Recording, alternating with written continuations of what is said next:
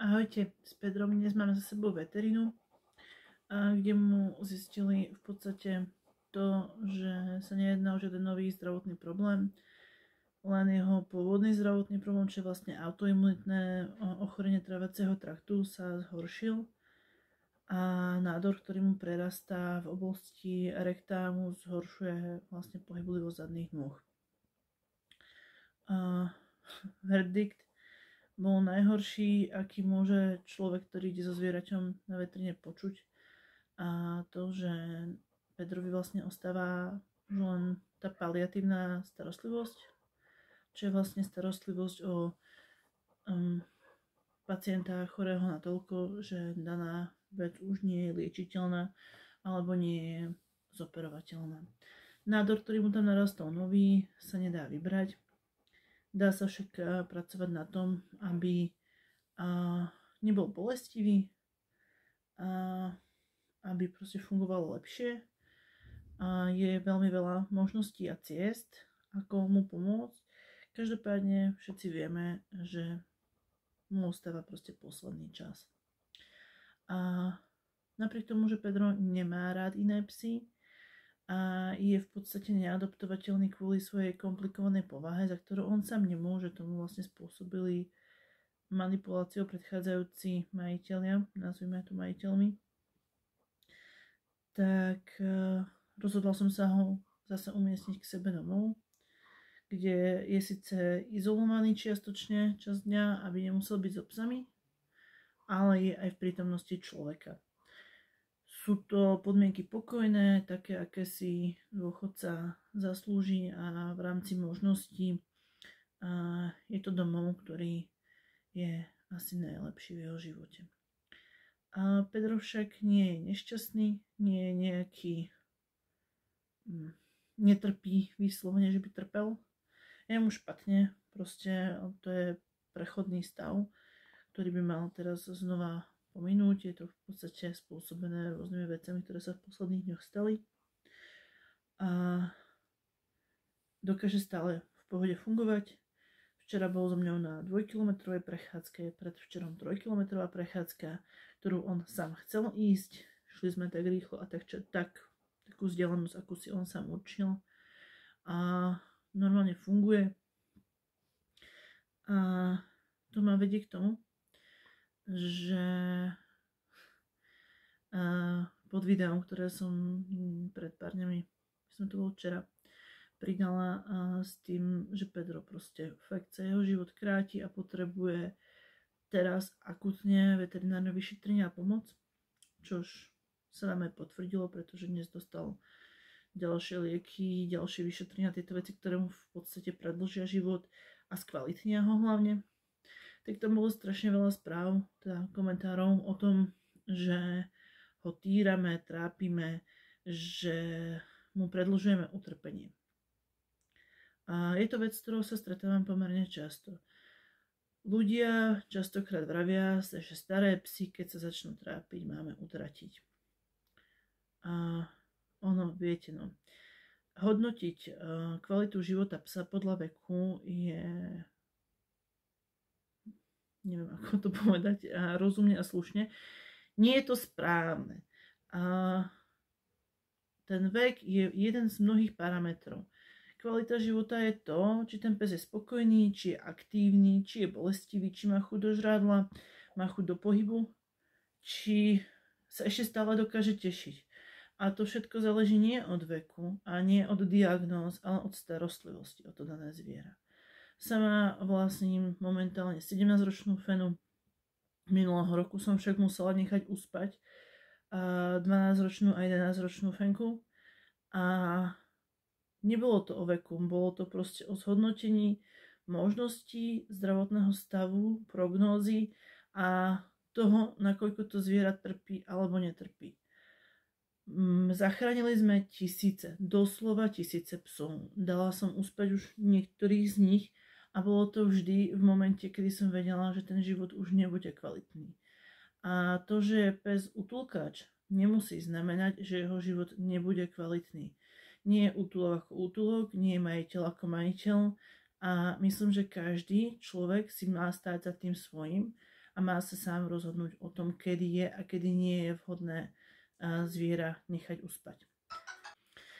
A v podstate človek, majiteľ psa, alebo v tomto prípade my ako jeho zástupcovia, alebo ako tam nazvať, máme rozhodnúť o tom, kedy to zviera trpí a kedy netrpí. A je to ťažké rozhodnúť, ale odobrať zvieraťu nádej, alebo odobrať proste mu možnosť bojovať, v momente, keď vidím, že ten pes ešte chce, že sa snaží, že proste vidím, že je v dobrej fyzickej kondícii, že to môže byť otázka 2-3 dní, kedy sa znova nejak spamätá a potiahne ďalší mesiac, 2 rok, tak je dosť sebecké.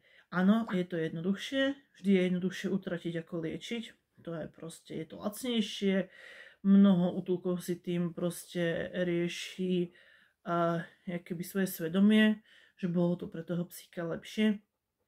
Ale miliónkrát sa mi stalo, že psa sme vyslovene vytiahli do takého zdravotného stavu, že žil spokojne. Nie, že prežíval, žil spokojne roky neskôr. To, že Pedrik má nevyliečiteľnú chorobu, to, že jeho stav vlastne už budeme len udržiavať, neznamená, že teraz do týždňa umrie, ale neznamená, že sa to stať nemôže.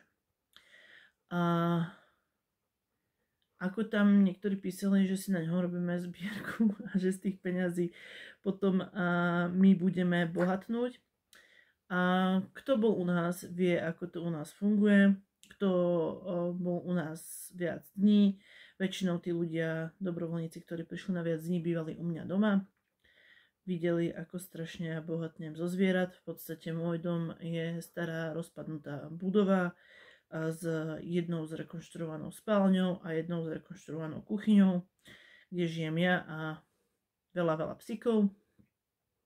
A niekoľko nezrekonštruovaných miestností, kde žijú mačičky a kde to čaká na to, až vyhrá milióny. A keď som minulého roku, samozrejme na všetko je braná hypotéka a úver, lebo v podstate peniaze ja nie som milionár a nie som z milionárskej rodiny, takže všetko toto som si musela vydriť a zrobiť sama. A minulého roku som získala nejaké peniaze prácou mimo útulku a rozhodla som sa zrekonštruovať časť domu. A zrekonštruovali sme tú časť domu, kde budú bývať dobrovoľníci a kde bývajú momentálne pooperační pacienti psíkovia.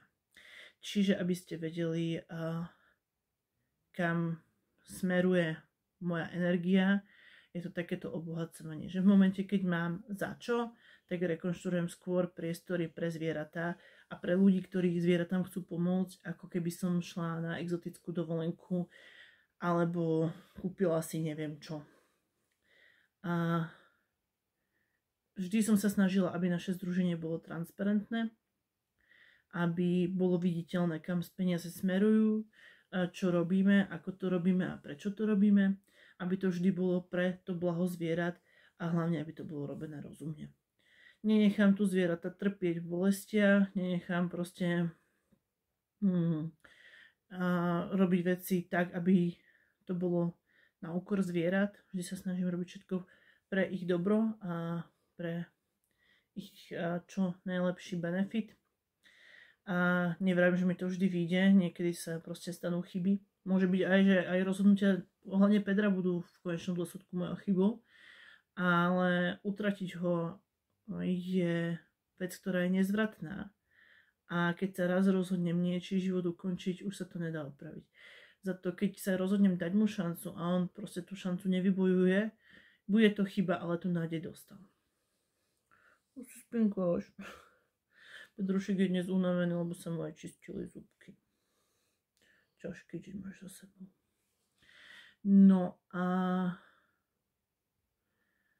to je asi všetko, čo som chcela povedať. Proste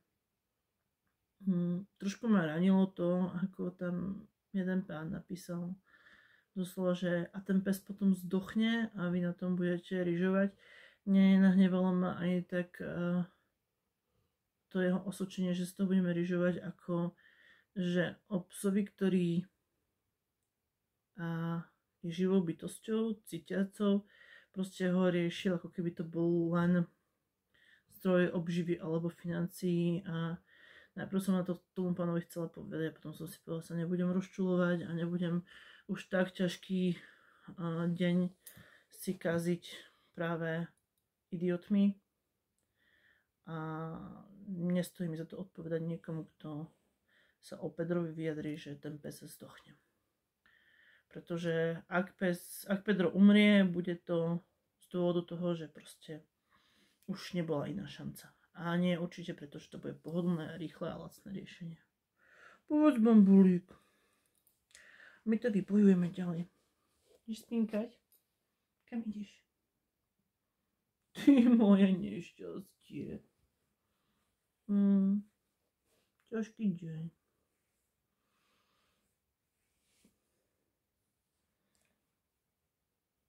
No, ideme sa prejsť. Hej, prechádzka. Vidíte, on je ešte stále taký trošičku oťapený po narkoze. Teda po sedácii. Ale to bude fajn. Povedz, budeš behať. Sice už nebude behať jak srnka, jak taký starý senilný border pes, ale ešte pobehne. Každý z nás raz zostarne a na každom z nás sa to časom podpíše. Nezabúdajte na to. Ďakujem každému, kto Pedrovi prispel aj v minulosti, aj teraz a budem vám o ňom dávať nové správy. Verím, že čoskoro už budú len pozitívne a dobré. Ahojte.